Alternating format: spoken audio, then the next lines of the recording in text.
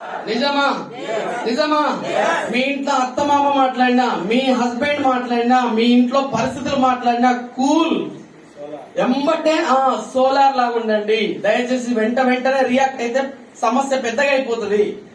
అర్థమవుతుందా? మీ down lines మాట్లాడుతున్నారు, త్వరగా రియాక్ట్ కాకండి. అప్ లైన్స్ కొద్దిసేపు ఓపిక పట్టండి, రిజల్ట్ అద్భుతంగా ఉంటది. అవునా కదా? Good morning. కాబట్టి అర్థం చేసుకోండి మై డియర్ లీడర్స్, మీరందరూ ఇప్పుడు చెప్పబోయే కవిత మేడం చెప్పబోయే అద్భుతమైన సెషన్ కనుక వింటే, సో నేను ఎక్కువ సమయం తీసుకున్నా, సో నాకు ఆల్మోస్ట్ 5 o'clock వరకు టైం ఇచ్చారు.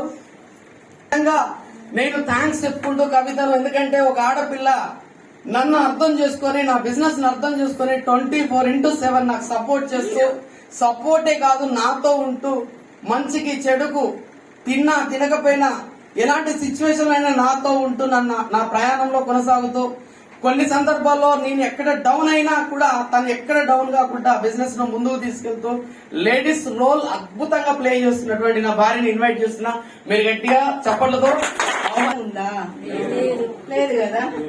మరి ఇంత అవకాశం ఇక్కడ ఉన్నప్పుడు ఈ అవకాశాన్ని ఉపయోగించుకోవాలా, మనం వదిలేసుకోవాలా? ఉపయోగించుకోవాలి కదా. ఎంత వినసొంపుకుందో వాళ్ళు పొగుడుతా ఉంటారు, ఎంతసేపు వాళ్ళతో తిట్లు తింటాను. నీకు తెలివి లేదు, నువ్వు జీరో, నువ్వు నేరో, నువ్వు పనికిరావు, ఇంట్లో తినుకుంటా పడుకుంటాను, నీకేం తెలియట్లేదు, నేను బయట తీసుకువచ్చి చేస్తుంటే ఎసాను అంటారు కదా. కానీ ఎంత బాగుంది. ఆహా, కవితామూర్తి. దీనికి ముందు భగవంతునికి, నాకు జన్మనిచ్చిన నా తల్లిదండ్రులకి, నా భర్తకి, నా పిల్లలకి, అప్ లైన్స్ కి, లైఫ్ లైన్స్ కి, లవ్ లైన్స్ కి, స్టోర్ ఓనర్స్ కి, కంపెనీ మేనేజ్మెంట్ కి ఎప్పుడు కృతజ్ఞతలు తెలియజేసుకుంటున్నా. అదేవిధంగా మేము ఇక్కడికి రావడానికి కారకులైన PVR Mahesh sir, entire team కి థ్యాంక్ యూ సో మచ్ అండి. మా upline, top upline team helping hands founder Ranjith Kumar sir కి ఎప్పుడు ధన్యవాదాలు తెలియజేసుకుంటా. నా సెషన్ ఎలా ఉంటుందంటే, మీరు కరెక్ట్ వింటే ఎవరికి సపోర్ట్ చేస్తుంది అనేది తెలుస్తుంది. జాగ్రత్తగా వినాలి. నేను లాస్ట్ లో మళ్ళీ క్వశ్చన్స్ అడగాల్సి వస్తుంది, ఆన్సర్స్ మీరు చేయాల్సి వస్తుంది. ఎస్ సార్, రెడీగా ఉంటారా? కొంత వాయిస్ వస్తుంది, నా వాయిస్ క్లియర్ ఉందా? క్లియర్ గా. ఎందుకంటే నాకు జలుబు అయింది, కాఫ్ వస్తుంది, ఫీవర్ వస్తుంది. అయినా దీన్ని పక్కన పెట్టేసి, ఇందాక సార్ అన్నారు కదా 5 days అవుతుంది మేము ఇంటి నుంచి బయలుదేరి. నేను వచ్చే ముందు కూడా నేను ఎక్కడ రాజమండ్రి కాదు, తెలంగాణ బార్డర్ దాటాము. తెలంగాణ బార్డర్ దాటిన తర్వాత నా కూతురు కాల్ చేసింది, 8th class చదువుతుంది నా కూతురు. అమ్మా నాకు ఫీవర్ వచ్చింది, కాఫ్ వచ్చేసింది, ఫీవర్ బాగా ఉందమ్మా అని చెప్తుంది. ఏం చేస్తాం, తిరిగి పోలేము కదా. ఇచ్చిన మాటకి కట్టుబడి ప్రాణం పోతున్నా కూడా పోస్టర్ వచ్చింది అంటే ఖచ్చితంగా మీటింగులు చేయాల్సిందే మూర్తికి. అయితే ఆ పాపను బాగుంటది ఖచ్చితంగా. ఎందుకు అంటే మనము కల్మషం లేని హృదయంతోనే, ఎలాంటి నెగిటివ్స్ లేకుండా 10 మంది గెలుపు కోసం మనం పోరాటం చేస్తున్నప్పుడు, ప్రయాణం చేస్తున్నప్పుడు భగవంతుడు మన తోడు ఉంటాడా ఉండడా? కాబట్టి అది నమ్మినా ఏం కాదు తల్లి, నేను వచ్చినాక నీకు ఫీవర్ ఉంటే కనుక ఖచ్చితంగా హాస్పిటల్ తీసుకెళ్తా, ఆ లోపు నీకు తగ్గిపోతుంది అనేసి వచ్చినాం. వచ్చినాక 2 days కి ఇలా మామయ్య గారు చనిపోయారనేసి కాల్ వచ్చింది. అప్పుడు వెళ్ళలేము కదా. అప్పటికి ఇంకా ఇక్కడ వైజాగ్ లో మీటింగ్ ఉంది, ఇక్కడ రాజమండ్రిలో ఉంది, అరకులో కూడా ఉంది. ఇవన్నీ కంప్లీట్ చేసుకుని వెళ్తాం. ఖచ్చితంగా ఎక్కడున్నా ఆయన మనసు శాంతించాలని మేము కోరుకుంటున్నాము.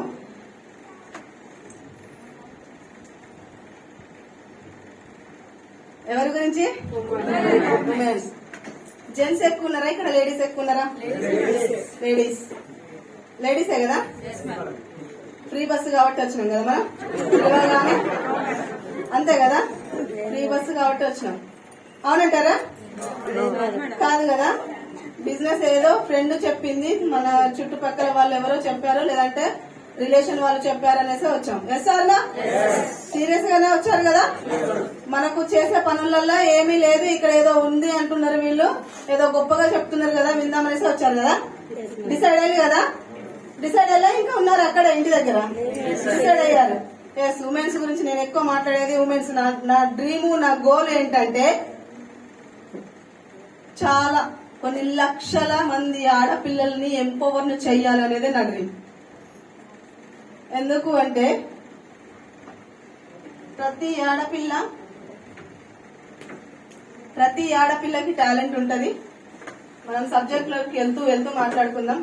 నేను బిజినెస్ కి రాకముందుకు ఒక హోమ్ మేకర్. నేను 10th క్లాస్ చదువుకున్నా. మాది మొత్తం అగ్రికల్చర్ ఫ్యామిలీ.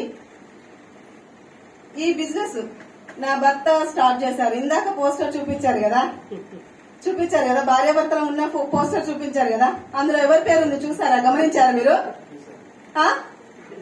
గమనించలేదు, అక్కడ వరకు కనిపించలేదు కదా, చూసారా?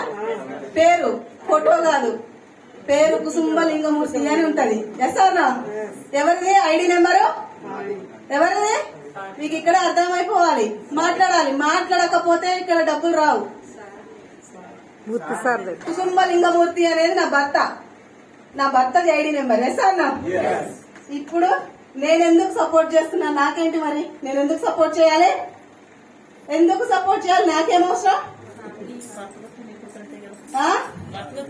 నిజమేనా?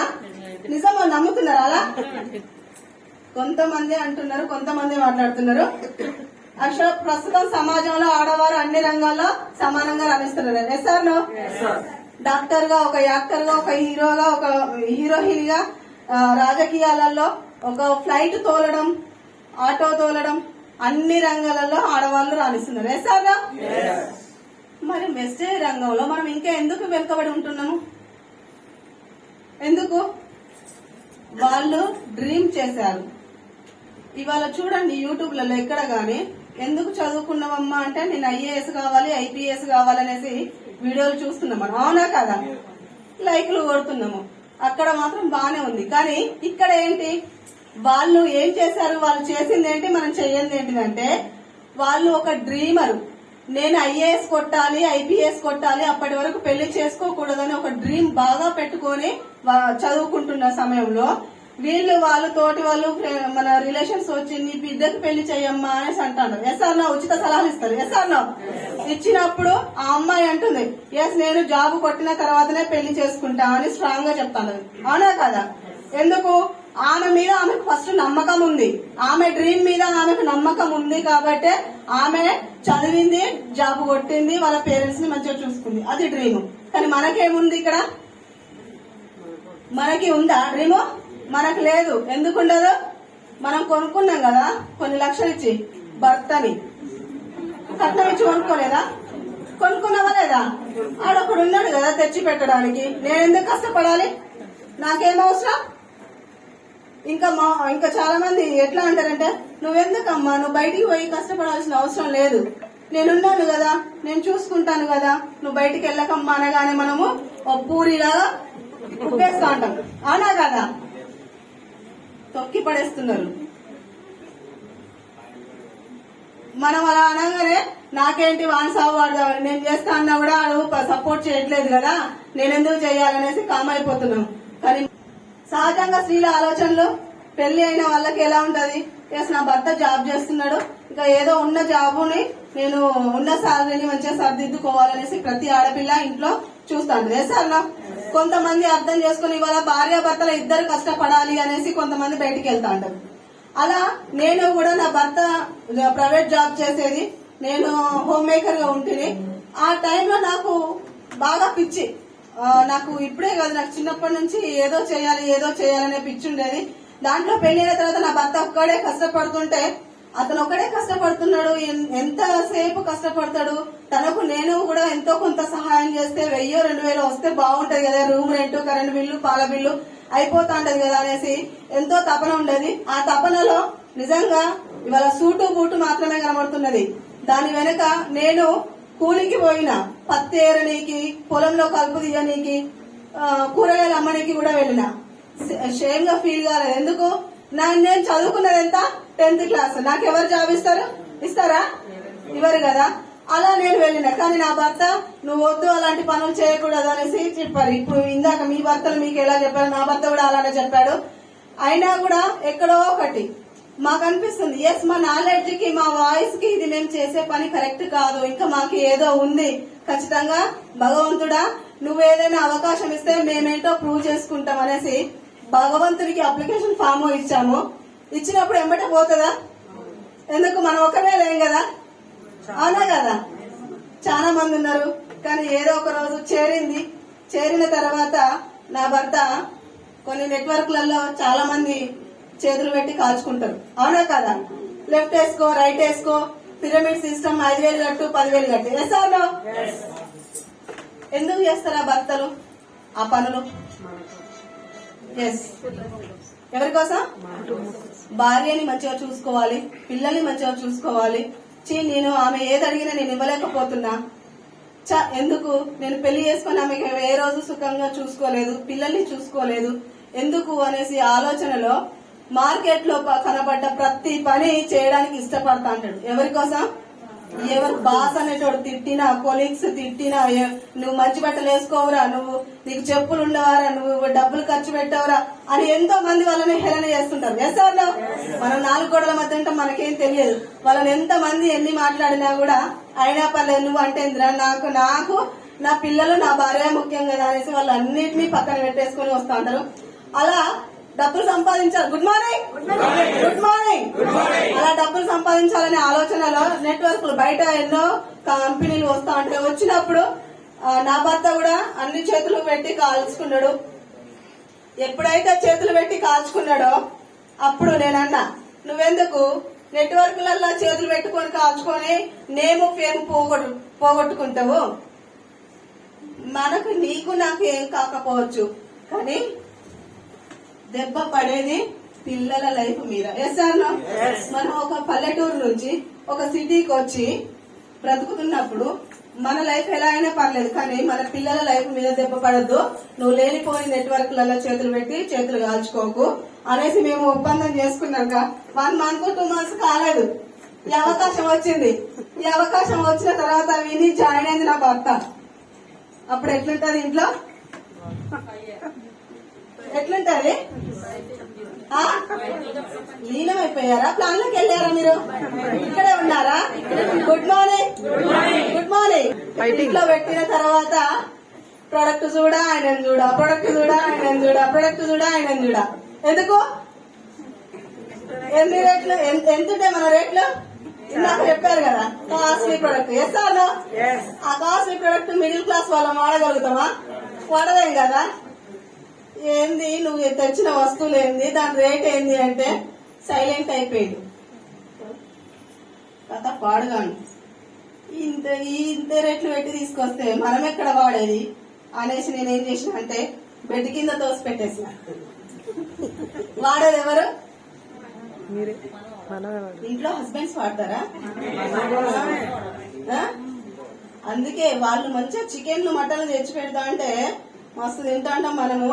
వాళ్ళకి ఎదురు సమాధానాలు చెప్పేసి ఇలానే తయారైనా మనల్ని తయారు చేసేదే వీళ్ళు.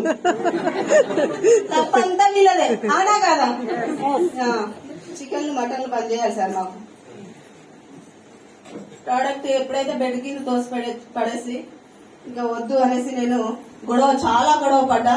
ఇప్పుడు చెప్పడానికి ఈజీగానే ఉంది, కానీ చాలా గొడవ పడ్డ తర్వాత ఇక నేను ఇంట్లో కిరాణా షాప్ లో కిరాణం అయిపోయిన తర్వాత మళ్ళీ రాయాలి కదా, కిరాణా షాప్ సామాన్ రాసుకోవాలి కదా. రాసిన ఇక తేడు ఒక తేడు. ఎందుకు తేడు? ప్రొడక్ట్స్ ఉన్నాయి కదా, అందుకే తేవట్లేదు. చూసి ఏం చేసిన అంటే ఆయన ఎప్పుడైతే జాబుకు పోయేది చూసిన, జాబుకు పోయిన తర్వాత చిన్నగా ఆ బెడ్ కింద నుంచి ప్రొడక్ట్లు తీసుకొని వాడుకున్నా. ఒకరోజు వాడినా, బాగున్నాయిలేవా మీరు వాడితే? నాకు బాగున్నాయి. అప్పుడు అనిపించింది, ఇంత మంచి ప్రొడక్ట్లనా నేను పక్కన పెట్టిన, అర్థం చేసుకోకుండా నా జీరో మైండ్ తోని, ఒక నేరో మైండ్ తోని పక్కన పెట్టేసిన. అయినా పర్లేదు, చెప్పద్దు. మనం ఏం చెప్పద్దు? బాగున్నాయని చెప్పద్దు, బాగున్నాయని చెప్పద్దు. బాగున్నాయంటే మళ్ళీ మన నెత్తి మీద ఎక్కి శివతాండవం ఆడుతాం వీళ్ళు. చెప్పొద్దు అనేసి సప్లై కూరుకున్నా. వారం పోయింది, 10 రోజులు పోయింది, 20 రోజులు పోతుంది. సరుకులు తెలియదని ఆయన తెలుసు, ఏదో చేస్తానని చూసిండు. ఆయన కూడా ఆయన అడగట్లేదు, నేను చెప్పట్లేదు. నెల రోజులైంది. ఆగుతుందా మన దగ్గర?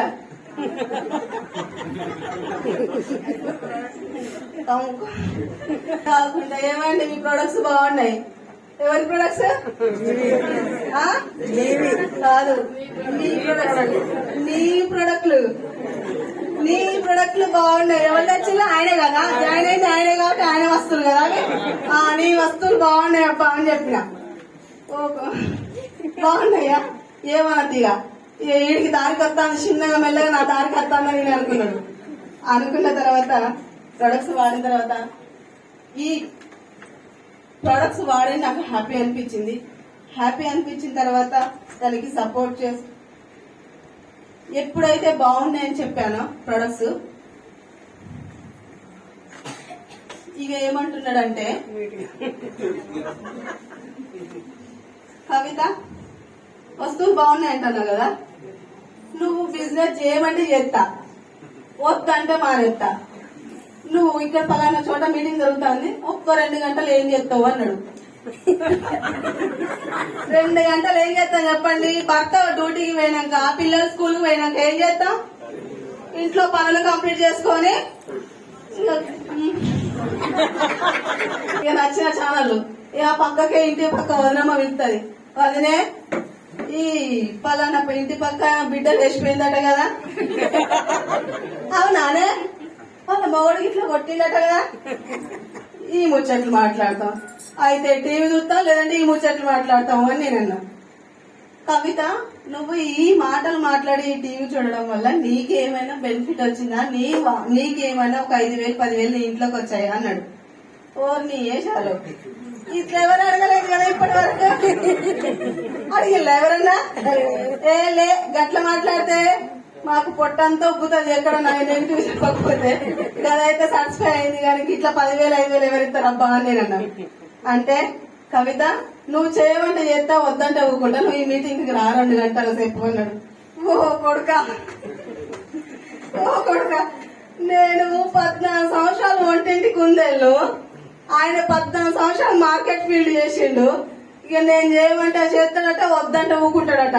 దొరికినప్పుడే దొరకాలి ఏది కానీ, ఇక ఛాన్స్ వచ్చినప్పుడే ఉపయోగించుకోవాలనేసి ఎట్లయితే అట్లా ఆ మీటింగ్ పోవాలి, ఆ మీటింగ్ లో కూర్చోవాలి, మీటింగ్ వినొద్దు.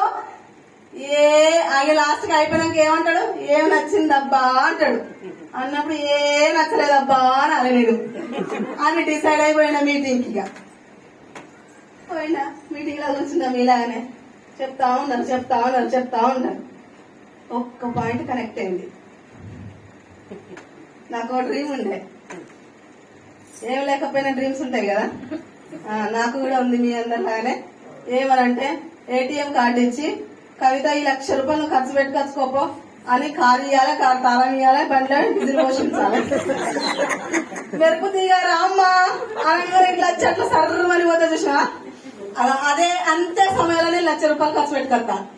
అంత గాలిలో వస్తుంది నేను. దాంట్లో పిహెచ్డి చేసిన నేను, దాంట్లో ఖర్చు ఎలా పెట్టాలి అంటే దాంట్లో పిహెచ్డి చేసిన నేను. అట్లాంటి డ్రీమ్ అన్నమాట కారు. అప్పుడు మీరు ప్లాన్ చెప్తాను నాకు కారు కనెక్ట్ అయింది. ఎప్పుడైతే కారు వస్తుంది, మీరు ఈ ముగ్గురిని డెవలప్ చేస్తే అని చెప్పిందో అప్పటి నుంచి నా మైండ్ అనే పారాషూట్ ను ఓపెన్ చేసి విన్నా నేను. మిగతాది ప్లాన్ విన్న తర్వాత ఇంటికి వచ్చిన తర్వాత నా భర్తను అడిగిన. నేను పోయేటప్పుడు ఏమని పోయినా చేయొద్దని పోయినా, అవునా కదా? కానీ విన్న తర్వాత నాకు డ్రీమ్ కనెక్ట్ అయింది. అది కారు వస్తుందా అనేసి అడిగితే కారు ఖచ్చితంగా వస్తుంది అని చెప్పాను. సరే ఇక నేను ఇంటికాడ ఉంటా గానీ నువ్వు పిల్లలు చూసుకోకుండా మంచిదే, నేనే చూసుకుంటా, స్కూల్ కూడా నేనే పంపిస్తా, నువ్వు లేట్ వచ్చినా మంచిదే గాని నువ్వు ఇక కాలంటావు కదా, ఇక పోతా, నువ్వు కారు లేవాలి, నేను కార్లో తిరగాలి, ఇక నేను చూసుకుంటా అనేసి చెప్పిన. కానీ ఎప్పుడైతే నేను తనకి వెళ్ళమని చెప్పాను, వాళ్ళకు వీళ్ళకి చెప్పడం వల్ల 316 ఇక రానే వచ్చింది. నేను ఉన్నానమ్మా అని మొదటి చెక్కు ఎంత వస్తుంది? 316 రూపాయలు వచ్చింది. కొడుక ఈ 300 నువ్వు ప్రాణాలు ఏం చేయించినావు నాకు సినిమా మొత్తం చూయించినావు. ఏ సినిమా? కార్ సినిమా చూయించినావు, ఫ్లైట్ సినిమా చూయించినావు, లక్షల సినిమా చూయించినావు, ఇల్లు సినిమా చూయించినావు. నువ్వు వచ్చింది ఎంత నీకు? 316. ఈ 316 ఎన్ని సంవత్సరాలు గల్ల గురిగిలో ఎత్తే ఎప్పుడు లక్షలు కావాలి, నన్ను ఎప్పుడు తీసుకెళ్లేది? మొత్తం కట్టె పట్టుకొని నడుచుకుంటా ముసలమ్మ లాగా అయిపోతే కావచ్చు అన్ని. నన్ను ఏ ఫ్యామిలీ ప్యాక్ వస్తుంది? బిర్యానీ వస్తుందా? హేళన చేసిన నేనే హేళన చేసిన ఆ రోజు. కానీ సెకండ్ టైం నాకు నేనే ఆలోచించిన. ఎస్, 14 సంవత్సరాలు నా పెళ్లి అయింది. కిరాణా షాప్ లో తీసుకొచ్చుకున్న సామాను వాడుతూనే ఉన్నా. అక్కడ ఆటన షాంపూ రూపాయి చాక్లెట్ ఇవ్వలేదు కదా, ఇచ్చిందా? అయినా వాడుకున్నా కదా, అవసరానికి వాడుకున్నా. ఇక్కడ నేను వాడటం వల్ల 316 రూపాయలు వచ్చినాయంటే బిజినెస్ లో డబ్బు ఉందా లేదా? నాకు అది అర్థమైంది. అర్థమైన తర్వాత ఇక నువ్వు చేసుకో అనేసి తనకి సపోర్టెడ్ గా ఉన్నాయని కాల వాళ్ళకు వీళ్ళకి చెప్పిండు. 2వ నెల 4,000 వచ్చినాయి, 3వ నెల 25,000 వచ్చినాయి. 3వ నెల 25,000 ఎప్పుడైతే వచ్చినాయో నా సపోర్ట్ ఇక నుంచి స్టార్ట్ అయింది. నా సపోర్ట్ 25,000 ఎప్పుడైతే వచ్చినాయో నాకు నమ్మకం బాగా కుదిరింది. ఎలా నమ్మకం కుదిరింది అంటే, వాయిస్ క్లియరా? చివరి వరకు లాస్ట్ సార్ క్లియరా? Thank you so much. ఎప్పుడైతే 25,000 వచ్చినాయో అప్పుడు మన బిజినెస్ ఎంతవరకు వచ్చింది? నీ బిజినెస్ నుంచి ఎక్కడికి వచ్చింది కవిత? మన బిజినెస్ కి వచ్చింది. ఆడవాళ్ళకి డబ్బులంటే ఇష్టం, వస్తువులంటే ఇష్టం. వస్తువులు భర్త పోయినా వస్తే ఎక్కడ కానీ వస్తువులు అయితే కూడా కొట్టుకోము. అర్థమవుతుందా? అది గమనించుకొని డబ్బులు సంపాదించిస్తే వాళ్ళు కూడా మీకు ఖచ్చితంగా సపోర్ట్ చేస్తారు. నాలాగా ఎప్పుడైతే 25,000 వచ్చిందో అప్పుడు నేను గమనించిన ఏమంటే, ఒక గవర్నమెంట్ ఎంప్లాయీ లేదా ఒక ప్రైవేట్ జాబ్, పెద్ద జాబ్ వాళ్ళు ప్రతి నెల ఇంక్రీజ్ అవుతుందా సాలరీ? అవ్వదు. కానీ ఇక్కడ ఇంక్రీజ్ అయింది. 300 నుంచి 2 నెలలకి 4,000, 4,000 నుంచి 25,000కు, అంటే 10 రెట్లు ఎక్కువ పెరిగింది. ఇక్కడ ఎంత పని చేస్తే అంత డబ్బు తీయొచ్చు అనేది నాకు అర్థమైంది. అలా అప్పటి నుంచి నేను ఆయనకి సపోర్ట్ చేసుకుంటూ ఇవాళ 5 ఇయర్స్ కంప్లీట్ చేసుకుని 6 ఇయర్స్ రన్ అవుతున్నాయి. అలా సపోర్ట్ చేసుకుంటూ వెళ్తున్నాము. ఏ రోజు స్టార్ట్ చేసినప్పటి నుంచి ఇప్పటి వరకు కూడా నేను ఎక్కడ ఆగలేదు. ఎందుకు అంటే, ఆయన సంతోషం నాకు పంచినప్పుడు, తోడున్నప్పుడు ఆయన కష్టంలో భాగం కూడా నాకు ఉంటది కదా. ఆయన డబ్బు తెచ్చినప్పుడు ఉన్న మంచితనం డబ్బు తేనప్పుడు కూడా ఉండాలి కదా. మనమే అర్థం చేసుకునే, మన వాళ్ళలో సగమైన మనమే అర్థం చేసుకోకపోతే ఇంకెవరు అర్థం చేసుకుంటారు? Yes or no? మనం అర్థం చేసుకోవాలనేది నేను అర్థం చేసుకొని డిసైడ్ అయి తనతో స్టార్ట్ చేశాను. దీన్ని ఏమంటారు? మొక్క. దాన్ని ఏమంటారు? వృక్షం. దీనికి ఎక్కువ నీరు అవసరమా? సెక్యూరిటీ నీరు ఎక్కువ అవసరమా? దానికి అవసరమా? మొక్కకి అవసరం. వేసారు మొక్క నాడు తర్వాత నేడు. అంటే ఒక మొక్క ఏదో ఒక రోజు ఖచ్చితంగా చెట్టు వృక్షం అవుతుందా లేదా? దీనికి సెక్యూరిటీ ఎక్కువ, దీనికి నాలెడ్జ్ ఎక్కువ, దీనికి మీటింగ్స్ ఎక్కువ తీసుకోవాలి. దీనికి ఒక 5% అనుకుంటే మనము ఇవాళ 5% కావచ్చు, రేపు యూసీడీ, డిసిడి, యూసీడీ, బిఎంసీ అవుతామా కాదా? ఈ రోజు నాడు లాగా మనం ఒక డిస్ట్రిబ్యూటర్, మనం ఒక లీడర్ గా ఎదగలుగుతామా కాదా? ఎదగలుగుతామా లేదా? దీన్ని అడిగిందంట ఒకనొక రోజు, నేను నీలాగా ఎదగాలంటే నేనేం చేయాలి? మంచి క్వశ్చన్ కదా. నువ్వు నాలాగా ఎదగాలంటే నా నీడ నుంచి నువ్వు దూరంగా వెళ్లిపోవాలి అని చెప్పిందట. అది నువ్వు నా నుంచి దూరంగా వెళ్లిపోవాలి, నాలాగా ఎండకి వానకి తట్టుకోవాలి, పశువులు తినకుండా కాపాడుకోవాలి నీకు నువ్వు. ఆ రోజు నువ్వు ఎదగలుగుతావు నాలాగా అని ఈ వృక్షం నేను చెప్పింది. ఇక్కడ అప్లైన్ నీడలో ఉంటే మనం కూడా ఎదగలేము. ఎంతసేపు ఇది మన బిజినెస్ కి కన్వర్ట్ చేసుకుంటే మనం ఎంతసేపు అప్లైన్ రాలేదు, అప్లైన్ రావాలి, వాళ్ళు ఎందుకు చేస్తలేరు, నేను చేస్తే టీవీ పోవట్లేదా, చాలా మంది అది చిన్న ఆలోచన. Yes or no? ప్రతి ఒక్కరికి ఉంటది. Yes or no? అర్థమవుతుందా నేను మాట్లాడేది? కానీ ఇది నీ బిజినెస్, నీ అప్లైన్ బిజినెస్ కాదు, నీ డౌన్లైన్ బిజినెస్ కాదు. నువ్వు చెప్పు, నువ్వు ప్లాన్ విన్నప్పుడు నీకు అప్లైన్ వచ్చి ప్లాన్ చెప్పారు కదా, ప్లాన్ వచ్చి చెప్పినప్పుడు నువ్వు నీ అప్లైన్ సపోర్ట్ చేస్తాడని జాయిన్ అయినావా? లేదు మేడం. నువ్వు కంపెనీని చూసినావా? చూడలేదు కదా. అప్పుడు తెల్ల కాగితం లాగా నేను చెప్పనా, ఇప్పుడు గుర్తొస్తుంది మీకు.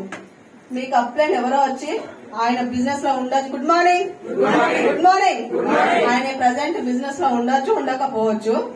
బట్ మనకు ఒక పర్సన్ వచ్చి బిజినెస్ ప్లాన్ చెప్పినప్పుడు నీకు ఆ 9 రకాల ఆదాయం నచ్చింది. ఫస్ట్ నీకున్న ఆర్థిక పరిస్థితిని నువ్వు, నీకు లేనిది ఏదో ఇక్కడ కోరుకున్నావు. నేను కారును కోరుకున్నట్టు మీరు అందరూ ఒక్కొక్కరు ఒక్కొక్క పాయింట్ మీకు కనెక్ట్ అయి ఉంటుంది. సార్ ఈ బిజినెస్ ని చేస్తే నాకు అది వస్తుందా అనేసి మీరు డిసైడ్ అయ్యి బిజినెస్ ని జాయిన్ అయ్యారు. సార్ ఆ తర్వాత మీరు చిన్నగా మీకు అప్లైన్ ఊకే ఎమ్మడి మీటింగ్లకు రండి అంటే మీకు అప్పుడు అర్థమవుతుంది, ఎస్ ఈయన సపోర్ట్ ఉంటే నేను గెలుస్తా అనేసి. ఎస్ సార్ అప్పటి వరకు మీకు తెల్ల కాగితం లాగానే ఉంటా అంటారు.